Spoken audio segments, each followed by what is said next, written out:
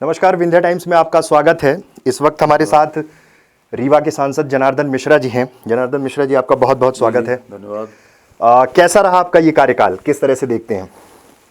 अच्छा रहा, बहुत अच्छा रहा। देश में एक बुनियादी परिवर्तन की नींव डाली गई है और आज के हिंदुस्तान को 20 वर्ष बाद 25 वर्ष बाद किन चीज़ों की आवश्यकता है, उन सारे बिंदुओं पर सरकार ने शुरुआत की है और धीरे धीरे इसी नींव पर नए हिंदुस्तान का भवन खड़ा होगा। सांसद जी, एक सबसे बड़ी बात जो निकल कर आती है, आपको ये कार्यकाल मिला और चूंकि आप ज़मीनी स्तर पे काम करते आए हैं, समाजवादी आंदोलनों में रहे हैं, समाजवाद से जुड़े रहे हैं, क्या विचारधाराओं में कोई मूलभूत परिवर्तन देखने को मिलता है? अब जो पॉलिटिकल पार्टीज़ काम कर रही हैं, भले आप एक बेशक एक पॉलिटिकल पार्टी में हैं, क्या विचारधाराओं के मूल में कुछ अंतर आया है? नहीं, अपनी तो दीनदयाल उपाध्याय जी के जो विचार थे, अंतिम आदमी का कल्याण, उस पर ये सरकार काम कर रही है और उससे कहीं भी कोई विचलन नहीं है। इस तरह से जो विचारधारा लेकर के पार्टी का जन्म हुआ, उसी विचारधारा पर आज भी पार्टी कायम है, तो कोई विचलन नहीं हुआ। सांसद, जब आप पहले पार्टी में जिलाध्यक्ष थे बीजेपी में, उसके बाद आप सांसद बने। सांसद बनने के बाद आपने एक मूवमेंट शुरू किया कि मुझे अपने लोकसभा क्षेत्र के हर गांव तक पहुंचना है। वो धारणा कैसे बनी कि आपने एकदम से निर्धारित किया कि हर गांव तक मुझे पहुंचना है? लगभग आप 2700 गांव घूम चुके हैं। देखिए, ये तो करते करते हो गया। पहले तो ये असंभव सा मैंने कभी धारणा 2 साल 2.5 साल तक तो दिमाग में ही नहीं आया कि मैं सारे गांव जाऊंगा। लेकिन धीरे धीरे जो क्रम चला, अब ऐसा लगने लगा कि नहीं, अब तो कुछ चंद गांव बचे हैं जो मुश्किल से 2-2.5 गांव हैं, तो उनको अब पूरा करने में कोई दिक्कत नहीं है और ये काम एक लक्ष्य अब आज दिख रहा है। पर ये सब केवल दौड़ते आज हम यहाँ तक पहुँच पाए हैं। सदन में आपने बड़ी बेबाकी से बातें रखी हैं। मुख्यमंत्री शिवराज सिंह चौहान ने भी आपको लेकर कहा है कि वो तो हमारे विंध्य के फक्कड़ बाबा हैं, सारी बातों को बहुत खुले मन से रखते हैं और आपने कभी भी ये नहीं सोचा कि कौन सी चीज़ का क्या दृष्टिकोण हो सकता है, लेकिन जो चीज़ सही थी, आपको सही लगी, वो आपने बोली। इस कार्यकाल में प्रधानमंत्री नरेंद्र मोदी जी से भी आपका संवाद हुआ होगा। कार्य क्षेत्र को लेकर क्या कोई ऐसा दायित्व दिया गया कि इन चीज़ों पर ज़्यादा फोकस होकर काम करना है? निश्चित रूप से प्रधानमंत्री जी की इच्छा है कि फसल बीमा योजना का लाभ किसानों को मिले, उसको नीचे तक ले जाने का काम हो। गरीबों को, चाहे वो प्रधानमंत्री जीवन ज्योति योजना हो, अटल पेंशन योजना हो, या कि और भी जो समाज कल्याण की योजनाएं हैं, उन्हें जन जन तक पहुंचा करके एक चेतना पैदा की जाए और लोग उसका लाभ उठाएं। मुद्रा योजना का भी उनका आग्रह है कि मुद्रा योजना के बारे में तमाम सब बेरोजगार नौजवानों को जानकारी हो और उनके पास जा करके संपर्क करके और उन्हें ऋण दिलाने और स्वरोजगार के माध्यम से पैर पर खड़े होने का काम करना चाहिए। ऐसा उनकी अपेक्षा है हम लोगों से। पिछले साल बुंदेलखंड में भयंकर सूखा पड़ा था। इस बार भी स्थितियां कुछ ऐसी हैं। इस बार विंध्य में, रीवा जिले में ही सिरमौर क्षेत्र में पिछले कुछ दिनों से एक खबर आ रही है कि इस बार सूखे की स्थिति बन सकती है। उस ओर आपके पास भी बहुत सी शिकायतें आनी शुरू हुई होंगी। उसको लेकर क्या आपने अब तक कोई सार्थक कदम उठाया है कि कैसे हम उस समस्या से बच सकते हैं? देखिए, अब सूखा इस वर्ष पड़ा, लेकिन आप भी एक बहुत जागरूक नागरिक हैं। समाज के बीच में हमेशा आपका चैनल, आप स्वयं भी बहुत नीचे स्तर तक जाकर के काम कर रहे हैं। तो केवल 2 पानी इस वर्ष गिरा, फिर भी धान का रिकॉर्ड उत्पादन हुआ। और मैं तो सर नंबर 1 एक गांव है सर नंबर 1 गंगेव ब्लॉक में, वहाँ पर मैं 11 बजे रात, राम कुमार सिंह जी एक किसान हैं, उनके घर पहुँचा। वहाँ पर 25-50 लोग थे। उनसे मैंने पूछा कि इस अकाल से कैसे लड़ाई लड़ी जाए। तो वहाँ लोगों ने कहा कि आप तो बिजली देते रहिए, अकाल से लड़ाई हम लड़ लेंगे। और निश्चित रूप से बिजली की वजह से इस वर्ष खरीफ की फसल में पिछले वर्ष की तुलना में लगभग 125 करोड़ की ज़्यादा खरीदी हुई। पिछले साल 154 करोड़ की खरीदी हुई थी, इस वर्ष 153 करोड़ की खरीदी हुई। पिछले वर्ष कुछ धान यूपी की भी आ गई थी, इस वर्ष वो भी बंद हुई, तब भी मतलब इतना रिकॉर्ड रूप में बिक्री हुई है। इसलिए बिजली के माध्यम से हमने इस अकाल से मैंने लड़ाई लड़ी। आज अगर सारे हैंडपम्प ख़त्म हो रहे हैं, बिजली का एक फेज का सबमर्सिबल पंप आज पानी दे रहा है। तो इस तरह से बिजली की वजह से हमने पूरी लड़ाई लड़ी है, लड़ रहे हैं और जीतेंगे। जहाँ तक अगले मौसम की बात है, तो अगले मौसम में भी अब जैसी भी स्थिति बनेगी, हम उसके लिए हमारी सरकार, प्रदेश सरकार, केंद्र सरकार, हम सब लोग मिलकर के इस रीवा जिला की जनता को आश्वस्त करना चाहते हैं कि उन्हें हर तकलीफ से ऊपर उबारने का काम करेंगे। सांसद जी, एक बहुत बड़ा सवाल है, हर बार कांग्रेस इस चीज़ को लेकर आपकी पार्टी का काउंटर करती है। 2 करोड़ लोगों के रोजगार की बात हुई थी, 2 करोड़ युवाओं को रोजगार देने की बात हुई थी, और ये चुनाव के पहले का की गई एक घोषणा थी, लेकिन ज़मीनी स्तर पर उतने रोजगार तो नहीं मिल पाए, और इसको लेकर हमेशा विपक्ष ने आपकी सरकार का काउंटर किया है। दरअसल अभी हमारे बीच में धारणा बनी है कि रोजगार मतलब सरकारी नौकरी, तो उस दृष्टि से देखें तो वो संभव नहीं है कि सरकार के संसाधन सीमित हैं, सरकार का काम, सरकारी काम भी एक सीमित दायरे पर है।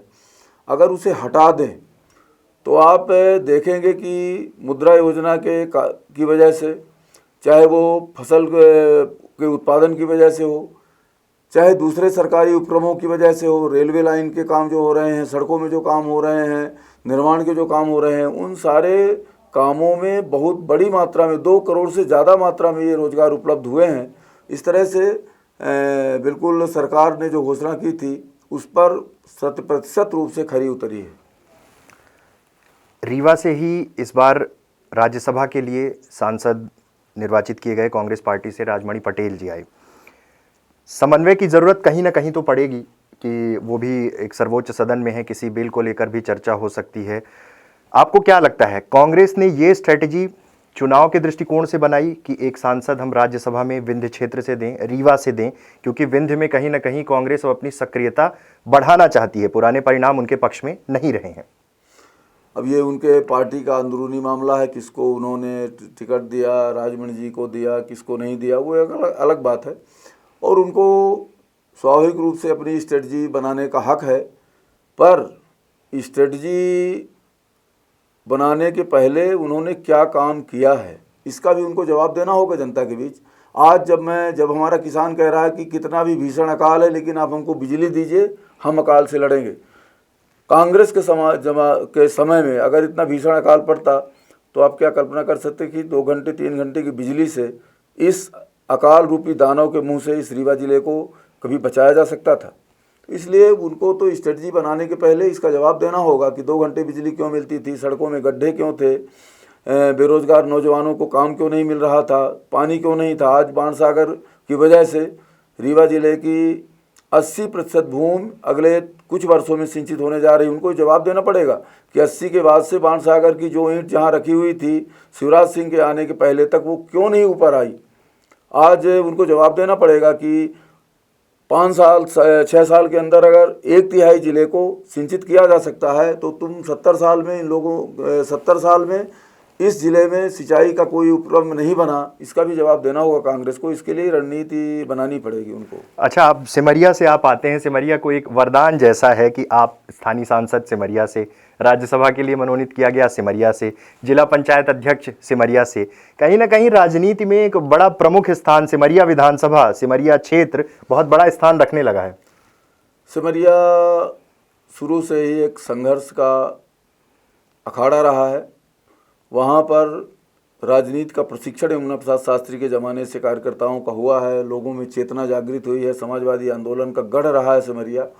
इसलिए सिमरिया से नेता निकल रहे हैं तो कोई अस्वाभाविक नहीं है। सारे के सारे लोग, राजमणि जी भी पहले यमुना प्रसाद शास्त्री जी के साथ थे, मैं भी यमुना प्रसाद शास्त्री जी के साथ था। एक पीढ़ी गुजर गई, उनके बच्चे भी अभी भी हैं, उनका परिवार है वो भी यमुना प्रसाद शास्त्री की माला जपते हैं। उनके संघर्षों की याद करते हैं, और उसमें कहीं ना कहीं एक राजनीतिक चेतना है उस इलाके में। स्वाभाविक है, एक संयोग भी कहिए, लेकिन अभय मिश्रा जैसे लोगों के लिए सिमरिया कतई भी उपयुक्त जगह नहीं थी। नियति का संयोग था कि इस तरह के लोगों को सिमरिया का प्रतिनिधित्व करने को मिला, और मैं तो समझता हूँ कि सिमरिया के माथे पर एक कलंक का टीका लगा, और वो जितना जल्दी मिट जाए उतना अच्छा है। अभय मिश्रा की आपने बात की, कुछ समय पहले एक प्रेस कॉन्फ्रेंस के पहले भी आपने कहा था, ऐसी चर्चाएं मीडिया में थी कि अभय मिश्रा मंत्री राजेंद्र शुक्ला के पैर के नाखून के बराबर भी नहीं है। उस बात को थोड़े दिन बाद जैसे ही मीडिया में प्रसारित की गई, उसके जस्ट कुछ दिन बाद का ही वाकया है कि अभय मिश्रा बीजेपी छोड़कर कांग्रेस में शामिल हो जाते हैं। उसके पहले एक लंबा समय उन्होंने बीजेपी में बिताया था। वो पॉलिटिकल शिफ्टिंग उनकी होती है, वो कांग्रेस में शामिल होते हैं। इस पूरे घटनाक्रम को आप कैसे देखते हैं? क्या पार्टी पहले कार्रवाई नहीं कर पाई, या फिर अभय मिश्रा के जाने का इंतजार कर रही थी, या पार्टी कार्रवाई करने के मूड में आ चुकी थी? नहीं, वो सिरमौर से चुनाव लड़ना चाहते हैं। पार्टी ने इनकार कर दिया कि आपको विधानसभा नहीं लड़ा सकते, कोई भी चुनाव नहीं लड़ा सकते, आपको जितना लड़ाना था वो आप लड़ चुके, और सिरमौर में हमारा सिटिंग एमएलए, हम कैसे आपको, तो सवाल ही नहीं है वहाँ सिरमौर से। तो इस वजह से वो तो केवल राजेंद्र शुक्ला जी के खिलाफ नाटक कर रहे हैं कि हम लड़ेंगे लड़ेंगे लड़ेंगे। अंत में वो चाहते सिरमौर से लड़ना है, और वो अंतिम प्रयास उनका सिरमौर से लड़ने के लिए होगा। अभय मिश्रा जी को लेकर एक बात सामने आ रही थी कि जब वो पार्टी में थे, पार्टी के खिलाफ, आपने भी कई बार बोला है कि पार्टी के खिलाफ उनकी कुछ गतिविधियां थी। मेरा सवाल यह है कि क्या अभय मिश्रा बीजेपी के लिए कोई ऐसी मजबूरी बन गए थे कि संगठन सही समय पर कोई निर्णय नहीं कर पा रहा था कि उन्हें पार्टी से निकालना है या उनके खिलाफ कोई कार्रवाई करनी है, और इस पूरे घटनाक्रम के बाद एकदम से उनका छोड़कर चले जाना, तो इस पे भी तो एक प्रश्न चिन्ह खड़ा होता है कि बीजेपी पहले एक्शन क्यों नहीं ले पाई, किस चीज़ का इंतजार कर रही थी? भाजपा कोल्ड मर्डर करने वाली पार्टी है।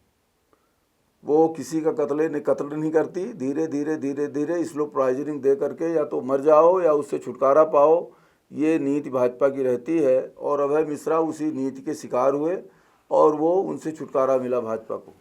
सिमरिया का संग्राम है इस बार भी 2018 में।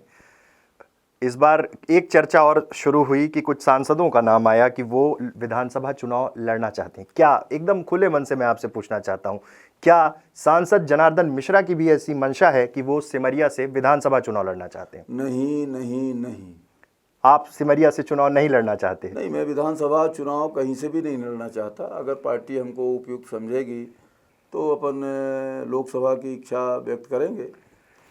लोकसभा में, सदन में भी आपने बड़ी प्रमुखता से विंध्य क्षेत्र की बात रखी है। कुछ दिन पहले भी एक प्रश्न के जवाब में आपने बाकायदे नरेंद्र मोदी जी की योजनाओं के बारे में बताया था। अगले चुनाव में 2019 का संग्राम है, 2019 में भी आप फिर से पार्टी ने अगर डिसाइड किया, जैसा आपने कहा कि आप चुनाव मैदान में अगर होते हैं, किन प्रमुख चीज़ों को लेकर आप सामने जाएंगे? अभी आज ही के दिन आपने मुस्लिम महिलाओं के संगठन से भी मुलाकात की, 3 तलाक पर भी चर्चा की। लगातार आप एक कम्युनिकेशन को इस्टेब्लिश करें, ये बहुत अच्छी चीज़ है। आपने लगातार संवाद की एक अच्छी श्रृंखला शुरू की है, पत्रकारों से हो या फिर सामाजिक लोगों से। तो उस मुद्दे को लेकर या किन प्रमुख मुद्दों को लेकर आगे आने वाले समय में आप चुनाव में होंगे?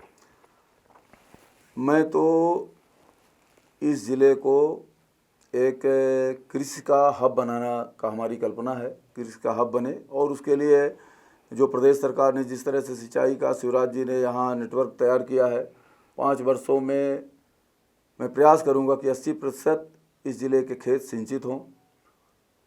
प्याज का ये हब बने, प्याज की खेती हो, प्याज का भंडारण हो, और प्याज का पाउडर बने, प्याज का पेस्ट बने, और उसकी बिक्री हो, मार्केटिंग हो। छोटे छोटे 2, 4, 6 गांव के अंदर एक प्याज का पेस्ट बनाने वाला, प्याज का पाउडर बनाने वाला उद्योग हो। दूसरी मेरी कल्पना है, जिस तरह से मैंने इसको शुरू से अभी लड़ाई लड़ रहा हूँ, कि एक गाय हमारी जो आधा लीटर दूध देती है वो 4 लीटर दूध देने लगे, 4 लीटर दूध देने वाली गाय 20 लीटर दूध देने वाले लगे। इस तरह की तकनीक हिंदुस्तान में देसी गायों के संवर्धन की योजना बनाई गई है, और मोदी सरकार ने 800 करोड़ रुपए जेनेटिक रिसर्च के लिए अलॉट किया है। और उसके आधार पर मैं चाहूँगा कि जल्दी से जल्दी इस योजना को कार्य रूप में परिणत हो सके, नई ब्रीड आ सके, नई गाय की नस्ल आए और वो रीवा के हर घर में 20 लीटर दूध देने वाली, 10 लीटर दूध देने वाली, 5 लीटर दूध देने वाली 2-4 गायें बंधें और उसके दूध का उत्पादन हो। दूध के माध्यम से दूध से के जो प्रोडक्ट हैं उनका मशीनों के द्वारा निर्माण हो और उसके लिए भी हर 4-6 गाँव में कोई न कोई एक फैक्ट्री, छोटी उद्योग लगे। तो इस तरह से प्याज और दूध का उत्पादन और उसकी प्रोसेसिंग के माध्यम से फैक्ट्रियों का काम जिस तरह से, और दूसरा जो अनाज का उत्पादन है इसमें दलहन तिलहन का भी रकबा बढ़े, गेहूं और चने के साथ साथ तिलहन का रकबा बढ़े, अच्छे मूल्य मिले। ये सारी अपनी एक तो कृषि पर आधारित जो अपनी योजना है वो ये है। दूसरा अभी हवाई अड्डे का नोटिफिकेशन है, अगले अगर 5 वर्षों में मौका मिला तो हवाई अड्डा यहाँ शुरू हो। रेलवे का रीवा से मिर्ज़ापुर वाया हनुमना अभी सर्वे हुआ है, उसको हम प्रयास कर रहे हैं कि वो फाइनेंस रेलवे के फाइनेंस में चला जाए और इस तरह से उस योजना को भी आगे बढ़ाते बढ़ाते उसमें भी काम करेंगे। दूसरा ललितपुर से सिंगरौली रेलवे लाइन है जो करीब करीब इसका प्रयास होगा कि जल्दी से जल्दी वो निर्मित हो, जिस वजह से जिस दिन ये रीवा से ललितपुर से सिंगरौली रेलवे लाइन का निर्माण हो जाएगा, रेलों का संचालन हो जाएगा, तो रीवा एक बहुत बड़े रेलवे स्टेशन के रूप में परिवर्तित होगा और इसका प्रयास हमने शुरू से किया है और आगे भी करेंगे। नई ट्रेन को लेकर एक उम्मीद लगाई जा रही थी कि आप एक नई ट्रेन रीवा से मुंबई के लिए और जहां के लिए ज़रूरी है उन चीज़ों के लिए आप शुरू करेंगे, मांग रखेंगे। मांग आपने रखी भी है, लेकिन अब तक उस पर कोई बड़ी सफलता नहीं मिल पाई है।